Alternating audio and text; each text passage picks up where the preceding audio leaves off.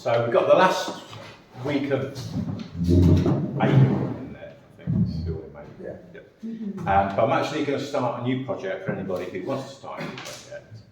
And I think it's listed as something like towards abstraction or something like that. And yeah, so basically the idea of this project is just moving away a bit from naturalism, which is what I normally teach. I normally teach sort of painting and drawing in a naturalistic way, using natural colours and natural shapes and things like that. So this, if you fancy this one, it's a chance to just move away a little bit, maybe look at some of the more modernist ways of working. Yep, so I can tell some of you are really up for this. Some of you are absolutely frightened, so that's great. That's fine. There's no pressure whatsoever to take part, or you can take part in whatever way suits you if you want to. So that's what's down for May. But also what's down for May is preparing for plein air. So I was thinking that maybe I'll do maybe a week or two of this, and then maybe we'll go into and you might be working away on that project, but I can also just get you prepared for it, because one or two of you I think would be interested in going outside and working. So I can get you kind of prepared for that. So just talk a little bit about that. So that'll be more perhaps the last couple of these weeks of the project. So 4 weeks, so that will be like the 4 weeks. The very last week of May, which is the 27th of May, I won't be running classes. So there won't be any classes that week. I'm going to break that week. So that's how that pans out. So I brought some examples in.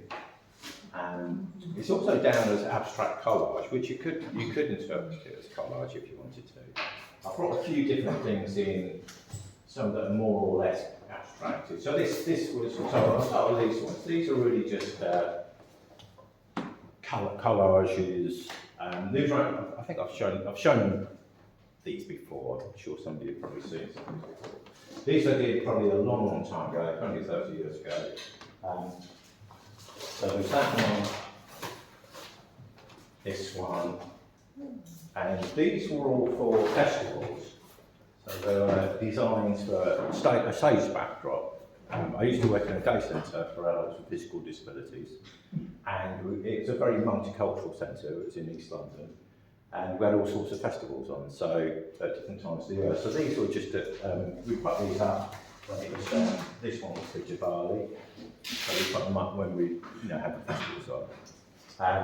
And what I did was, these were the designs, and then we got like the community service people who were basically doing their time by helping us out. They had a sort of brigade that came and decorated and did art stuff and stuff like that. So I got these blown up onto massive, backdrops sort of thing. So that's what they were. But these were actually they were created with, I basically just created with them with the colours that we had available in paint pots. And I basically just got them to paint some bits of paper, the colours they had, and then I just cut them up and design them that way. So that's quite a nice way to try and work sometimes. So it's something, if you're interested, you might be interested in sort of doing some sort of very simple collage. I don't know if I brought the glue pot in, but I have got a glue pot somewhere. So this is just ordinary paper, as I say, painted with colours. If you've got like acrylics or something like that, you could just paint some flat sheets of paper. I used to do quite a lot of work with a mental health project, and I did have loads of collage stuff, and I forgot we were doing this, and I got rid of it all because the mental health project folded. And I had so much stuff around, I thought I should just start getting rid of things. So I could, I probably, if I had a look through it, I could probably find different papers and things like that. But the easiest way would be, if you wanted to have a go at something like this, would be just to paint some sheets of paper and then cut and paste.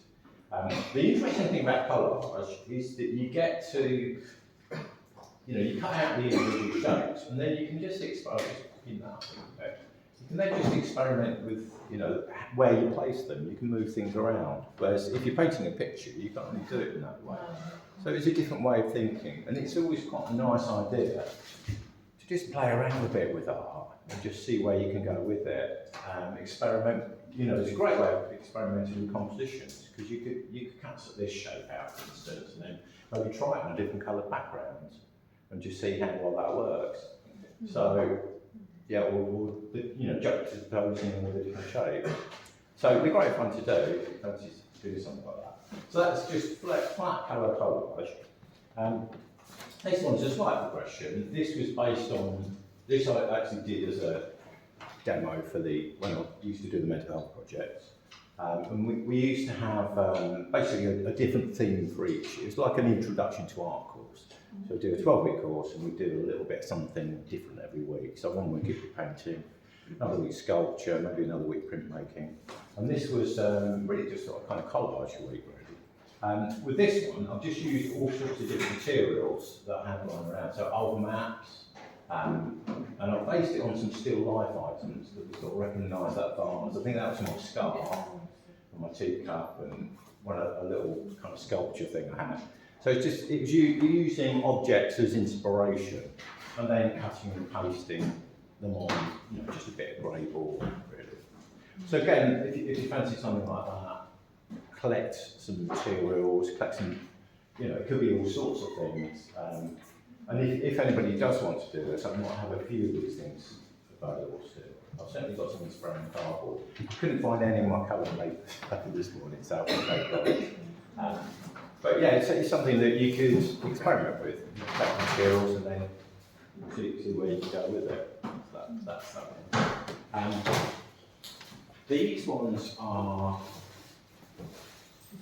all painted, and some they're painting and collage, so it's acrylic and collage mostly. This one I did as I got asked by a theatre once to do a workshop on Jackson Pollock.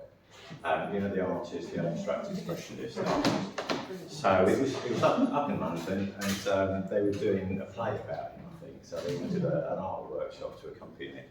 So this was me just trying it all out, and we just used like squeegee bottles and just sort of, you know, got a big bit of plastic out, those canvases, and had great fun with that. So yeah, that's something you could if you fancy trying that.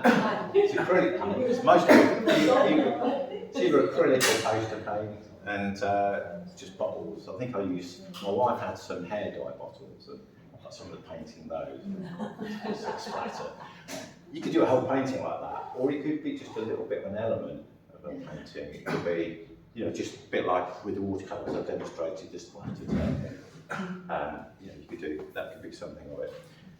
These ones are a mixture of paint and collage. So this is like packing material. I've then stamped on using bubble wrap. There's some collage to start with, some newsprint, little bits of material. This was using like a layer of glue and then painting the paint over top of that.